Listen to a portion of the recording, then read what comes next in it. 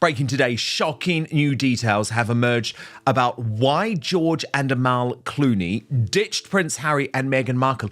And what's most interesting is that this is the end of the celebrity friendship that really impacted Prince Harry. There are moments in public life that look, on the surface, like nothing. A name missing from a guest list, a photograph that was never taken, a phone call that went unanswered for just a little too long, and then long enough that both sides understood, without anyone saying it out loud, that something had ended. This is one of those moments. Except the people involved are not ordinary people, and the silence, when it finally became undeniable, turned out to be louder than almost anything either side had said publicly in years. George and Amal Clooney, Prince Harry, Meghan Markle. Three names that once represented the most significant celebrity alliance of the post-royal era. A friendship blessed at one of the most watched weddings in modern history, cemented by a public defense so direct and so personally costly that it should, by every rule of how these things normally work, have been the foundation of something lasting. It was not lasting. And what has emerged in recent weeks has shaken every assumption people made about where this story was going. Because George Clooney is not the kind of man who retreats quietly. 3 decades of public life prove it. He says the difficult thing. He attaches his name to positions when it costs something. So when he retreats completely, without a word, without an explanation, without so much as acknowledging the people he once defended on camera, you have to ask the question this channel exists to answer honestly. What actually happened? Tonight, we are going through the full timeline, from the wedding that started everything to the King's Trust appearance that changed the picture entirely. The evidence is all there, and it is bigger than it looks. The beginning, how this friendship was born. Let's go back to May 2018, St. George's Chapel, Windsor Castle. A wedding that stopped the world for an afternoon. The guest list for Harry and Meghan's wedding was by any measure extraordinary. One of those rare occasions where the density of famous names in a single room became a story in its own right. Elton John performed. Idris Elba DJ'd the reception. Serena Williams, David and Victoria Beckham, James Corden. The list read like a cultural roll call of everyone who mattered in the intersection of royalty, entertainment, sport, and media in 2018. But among all those names, one couple carried a specific weight that went beyond fame. George and Amal Clooney. Think about what that attendance actually represented. George Clooney was not simply one of the most recognizable film stars on the planet. He was, and remains, one of the most deliberately, strategically influential people in global public life. His philanthropy reached into conflict zones. His political engagement brought him into direct contact with heads of state, international institutions, and the kind of backroom conversations that most celebrities never get close to. He had spent years building a public profile that was about something more than films and awards. A profile built on the idea that celebrity, wielded carefully and with genuine commitment, could actually move things. Amal Clooney was, if anything, operating at an even more consequential level. An international human rights barrister whose case list read like a survey of the most serious institutional failures of the modern era. War crimes tribunals, genocide proceedings, press freedom cases at the highest courts in the world. She was not attending events because her husband was famous. She was attending them because she was one of the most formidable legal minds working on the most serious global issues of the era. These were not people who chased proximity to fame. They were people who were already operating in a world where the royal family represented one institution among many that they navigated professionally and socially. Their presence at the wedding communicated something specific, something that went beyond a simple celebrity endorsement of the happy couple. It said, "The Sussexes have arrived at the very highest level of the global elite, not just the entertainment world, the actual, functioning, consequential global elite. The level where George Clooney is making calls about Darfur and Amal Clooney is arguing cases at the International Criminal Court. That level." And here is the thing that makes the subsequent story so significant. The friendship did not stop at the wedding. It went deeper. In the months that followed, Harry and Meghan were reportedly invited to George Clooney's villa on Lake Como. If you do not know what that means in terms of social signaling, let me explain it precisely. The Lake Como villa is not a place celebrities go to be photographed. It is not a backdrop for a carefully staged paparazzi moment or a platform for a social media post about European summers. It is one of the most private and genuinely coveted addresses in the world among people who are extremely wealthy and extremely influential and extremely invested in having somewhere to go where neither of those things is on public display. Being invited there did not mean you had attended the same event as George Clooney. It meant you were in his actual world, his private world, the world where the cameras are not. The significance of that invitation, in the context of how Clooney manages access to his personal life, cannot be overstated. And then came 2019, and what happened in 2019 is the moment that should have made this friendship bulletproof. The defense, and why it mattered so much. By early 2019, Meghan was pregnant with Archie. She was also facing a level of sustained media scrutiny that was escalating in intensity and increasingly personal in its targeting. The coverage was relentless. The tone was, to use the most neutral word available, hostile. And for Harry, who had watched what sustained hostile media pressure had done to his mother, the parallel was not abstract. It was visceral. It was personal. It was something he lived with every single day. Into that environment stepped George Clooney. Not carefully, not with the kind of hedged celebrity support that sounds like something and means nothing. He drew the comparison to Diana directly. He said, in plain language, that the press was doing the same thing to Meghan that it had done before, driving a woman to the same end. Read that again. He did not say the coverage was unfair, which would have been the safe version of the statement. He did not say the media should reflect on its approach, which would have been the diplomatic version. He connected the treatment of Meghan to the events that ended Diana's life. He did it in front of cameras. He put his name on it. He chose to say the hardest version of the thing that could be said, because that was the version he believed was true. Now I want you to think about what those words meant to Harry specifically. Not to Meghan, though they must have meant something enormous to her too.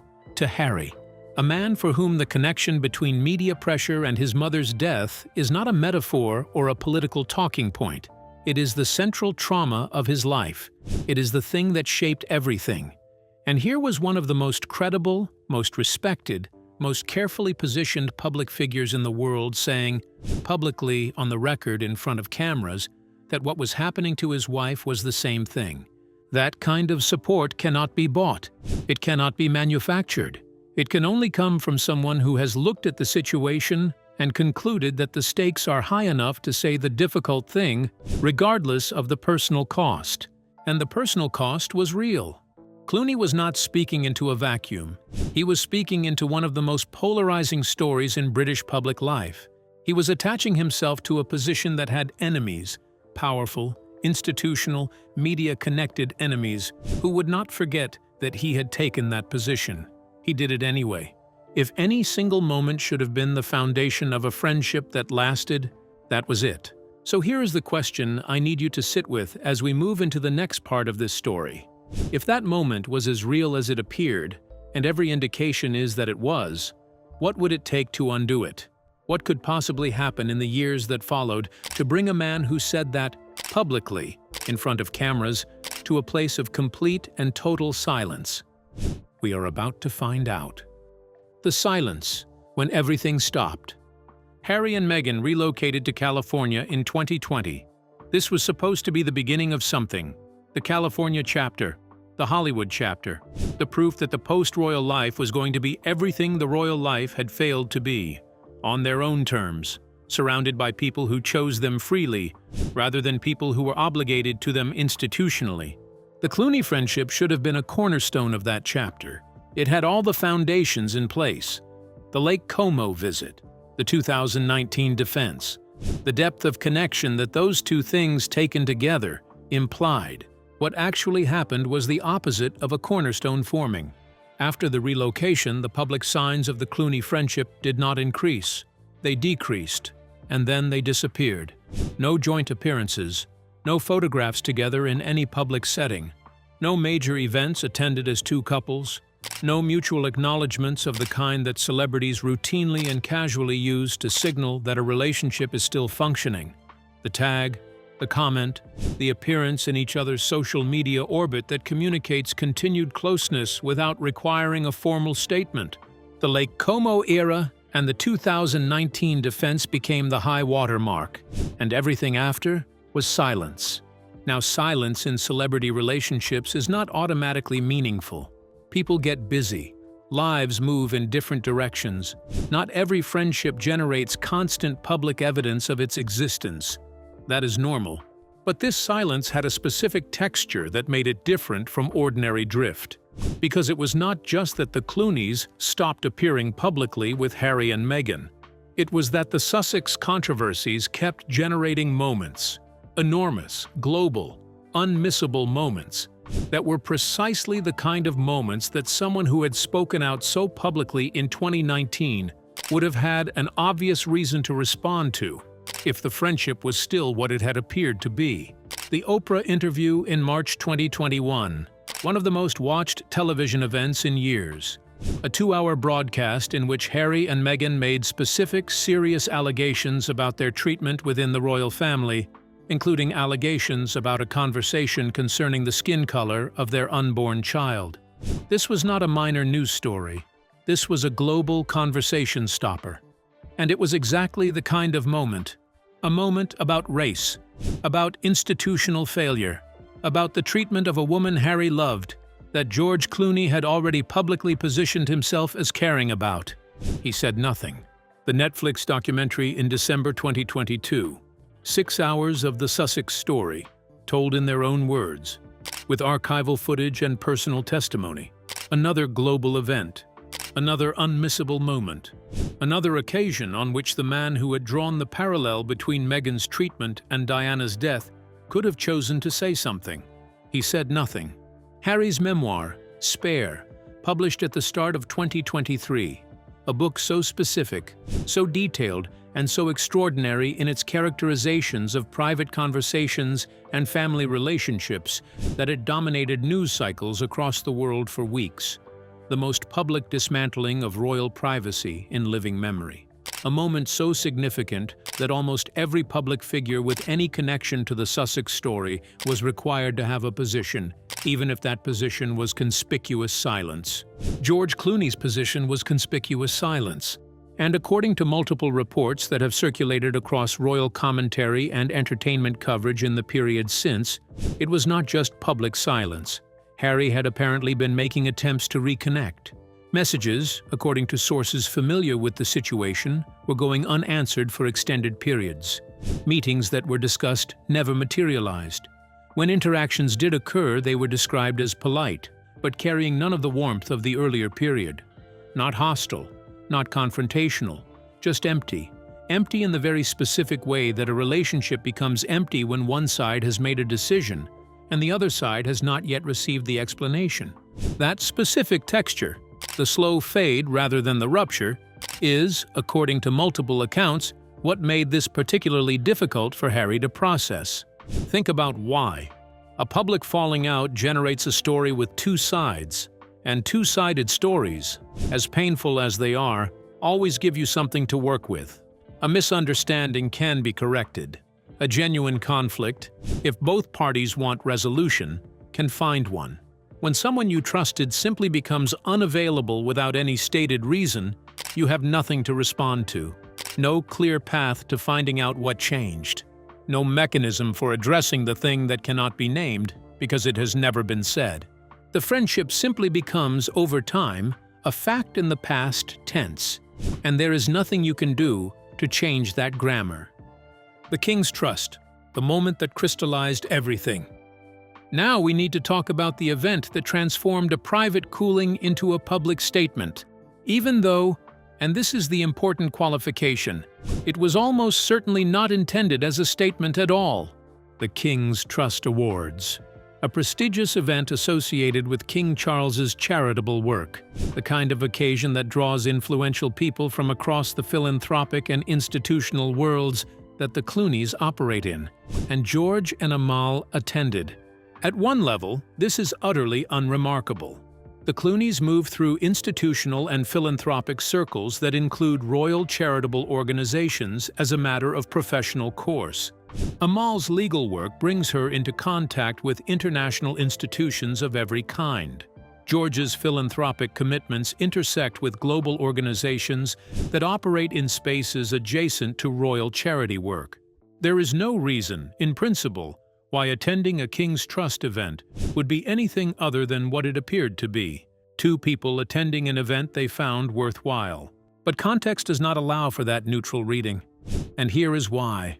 By the time the Clooneys appeared at that event, Harry had spent 3 years, through the Oprah interview, the Netflix documentary, and the memoir, publicly characterizing the royal family as an institution that had caused him profound and lasting harm. He had named names. He had described private conversations. He had put specific claims about specific family members into the permanent public record in a way that had no precedent in the history of the royal family. And the institution at the center of all of those claims, the institution Harry had characterized as having failed him, hurt him, and ultimately driven him out, was the institution whose charitable arm the Clooneys were now choosing to publicly associate themselves with. They made no statement about it. They did not explain their attendance.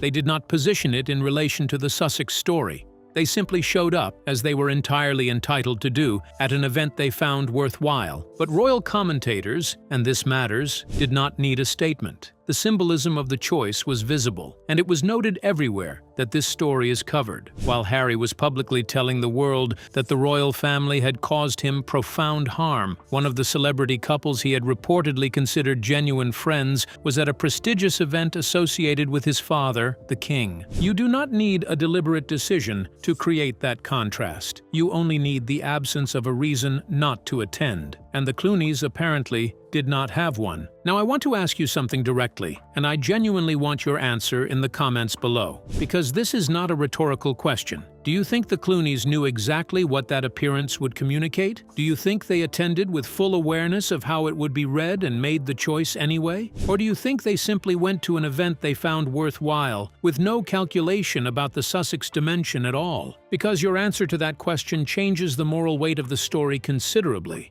and there is no version of the answer that makes the outcome any different for Harry. The bigger picture, the Sussex Celebrity Network in 2025. The Clooney story does not exist in isolation, and to understand its full significance, you need to place it inside the wider picture of where the Sussex Celebrity Network actually stands right now, in 2025, compared to where it appeared to stand in 2018. The wedding guest list was a cultural document. It represented, in the most concentrated possible form, the argument that Harry and Meghan were making about their post-royal future, that they had successfully connected the world of the British monarchy with the world of global celebrity and cultural influence, that they had access to everyone, that the California chapter was going to be built on foundations of genuine relationships with the most significant people in entertainment, sport, and media. Look at that guest list now through the lens of what is publicly observable in 2025. David Beckham, one of the most recognizable people on the planet and someone who attended the 2018 wedding as a friend. In 2024 and 2025, David Beckham's name is considerably more likely to appear in coverage associated with King Charles, William, and Catherine, or the broader royal charitable orbit, than in coverage connected to Harry and Meghan. Reports of tensions specifically around the Invictus Games, involving Beckham attending and finding the warmth he expected was not present, have circulated persistently enough across enough sources to become part of the accepted narrative about how that relationship evolved. Idris Elba. His DJ set at the wedding reception was one of the celebrated details from that night. His current public professional connections link him to charitable organizations and royal initiatives connected to the monarchy. His public connection to Harry and Meghan is not generating significant contemporary coverage of any kind. Serena Williams. Once described, accurately, by accounts across multiple sources, as Meghan's most genuine and enduring celebrity friendship, someone whose public loyalty had been tested across difficult moments in the Sussex story and appeared to hold. She has gone noticeably quiet in the most recent period. Not hostile, not distanced in any dramatic public way. Simply quiet in a way that represents a meaningful change from the earlier period of the friendship. And then there is Oprah, who represents the apex of this entire conversation, whose involvement with the Sussexes was more visible and more commercially and culturally consequential than almost anyone else on the wedding guest list. The 2021 interview was the single most impactful moment in the entire post-royal Sussex story. It put the allegations about race, about institutional failure, about Harry's mental health into the global conversation in a way that nothing before or since has matched. And yet, Oprah has not chosen Meghan's children's book for her book club. She has not publicly attached herself to significant subsequent Sussex projects in the way that her 2021 involvement would have predicted. The description of the current Oprah dynamic that has circulated among well-sourced royal and entertainment commentators, close enough to stay connected to the story if something major develops, far enough away to avoid being pulled into the ongoing fallout, is not the description of an active, committed friendship operating in full visibility. Now, I want to be precise about what this pattern does and does not mean, because precision matters here, and anyone telling you this is simple is not reading it carefully. This pattern does not mean that every celebrity from the wedding circle made a coordinated, deliberate decision to move toward the royal family and away from the Sussexes. That reading is too neat. It is too coordinated. It has a conspiracy shape that does not reflect the reality of how individual people in complex social worlds actually make decisions. Individual celebrities make individual decisions for individual reasons. Not all of those reasons are the same. Not all of them are calculated. Some of them are simply the accumulated weight of time and circumstance and the natural evolution of social relationships in a period of extraordinary public pressure. What the pattern actually shows is something more specific, and in some ways more telling. The celebrities who were once most publicly associated with the Sussexes are simply no longer generating public associations with the Sussexes. The connection that once defined how they were perceived in relation to each other has stopped being visible. There are no joint appearances being covered. There are no public acknowledgments being made. There is no contemporary evidence of the kind of active social relationship that celebrity friendships normally generate when they are functioning and real and valued. For the Sussexes, that evaporation creates a particular kind of problem. A public falling out is a story with two sides. You can engage with it. You can respond. You can seek resolution if both parties are willing. The quiet disappearance of connection gives you nothing to push back against. It simply leaves you with a guest list from 2018 that looks considerably different from the social world that surrounds you in 2025, and no clear mechanism for changing the picture.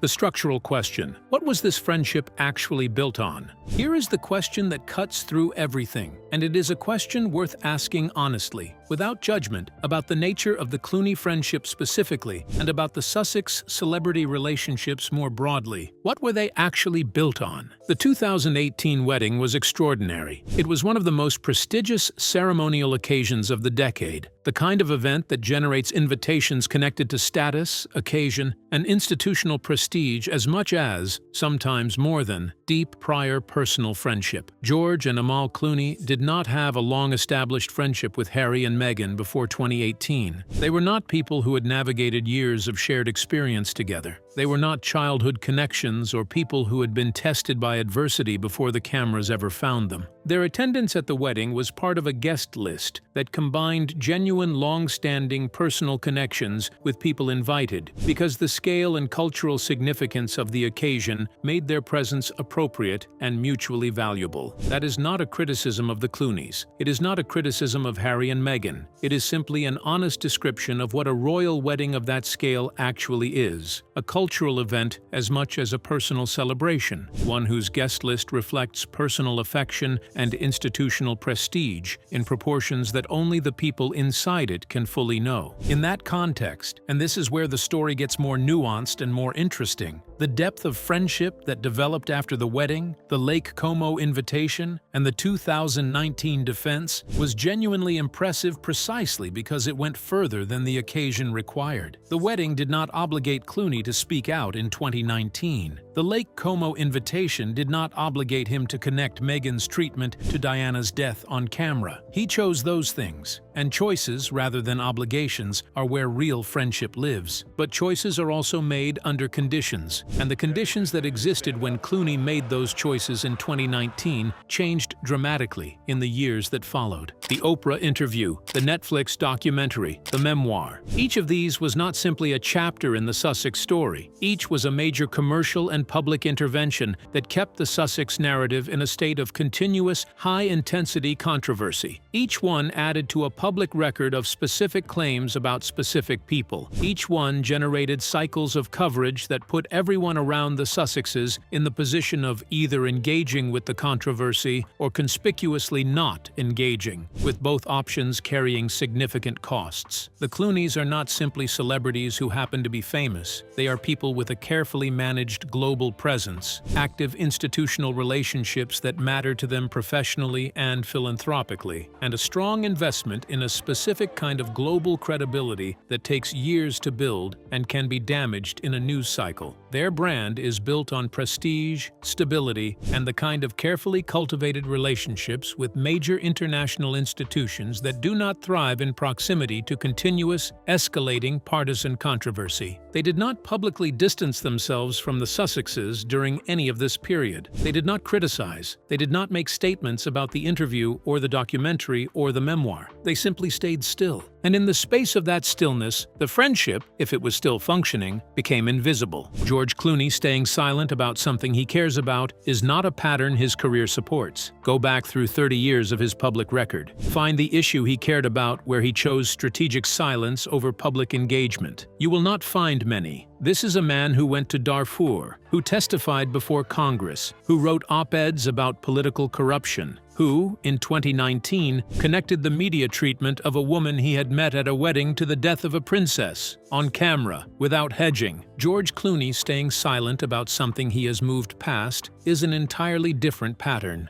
and it is one that his career, examined carefully, absolutely supports. What this means, and what Harry never saw coming. According to sources cited in reporting that is circulated across royal commentary and entertainment coverage in the period leading up to this story, Harry never saw the cooling coming. He did not read the signs. He did not understand in real time that the slow fade was a fade and not a pause. That detail, if accurate, is perhaps the most painful part of the entire story, because it suggests something about the nature of the post-royal project that goes beyond the Clooney friendship specifically. It suggests that Harry moved to California with a set of assumptions about what his Hollywood relationships were and what they would continue to be. Assumptions that turned out not to match the reality of how those relationships actually functioned. Hollywood relationships carry their own specific logic. That logic is partly about genuine personal connection, and some of those connections, as the earlier history with the Clooneys demonstrated, can be genuinely real and meaningful. But it is also partly about brand alignment, about what the costs and benefits of proximity look like at any given moment, about whether having your name publicly associated with a particular person or project serves the things you are trying to build or complicates them. When Harry and Meghan arrived in California, the calculation around associating with them publicly was relatively straightforward for the Clooneys and for many of the other wedding-era connections. The Sussexes were sympathetic figures at that moment, people who had left a constraining institution to live on their own terms, supported by an enormously popular woman who had faced documented media hostility. The association cost relatively little and offered meaningful cultural alignment with progressive values around race, press freedom, and institutional accountability. As the Sussex story evolved through the escalating revelations, the memoir, the specific claims about specific family members, the controversies around the Invictus Games and other initiatives, the sense among some observers that the post-royal chapter was generating more heat than light, the calculation around that association changed. Not necessarily overnight, not necessarily through any single decision, but gradually, in the way that gradual things happen, through the accumulated weight of individual choices about individual events and individual moments. Hollywood did not move to Montecito. The Sussexes moved to Hollywood. And in Hollywood, the people who define the social architecture, who set the terms, who control the symbolic capital of any given room, are the people who were already there before you arrived. The Clooneys were already there. They had their networks, their institutional relationships, their carefully managed global presence. The Sussex arrival did not reorganize that architecture. It added 2 new names to an existing world. And as the Sussex story became more complicated, more controversial, and more demanding of a position, the people in that existing world made individual calculations about whether the association still served what they were building. The King's Trust appearance was not a declaration of war. It was not a deliberate move against Harry. There is no evidence it was intended as anything other than 2 people attending an event they found worthwhile. But it demonstrated something real. The Clooneys were maintaining their own networks. Those networks had not reorganized themselves around the Sussex arrival. And those networks, which included the charitable and institutional orbit of the British royal family, were available to the Clooneys independently of whatever had happened or not happened in Montecito. There is no version of this story with a clean ending,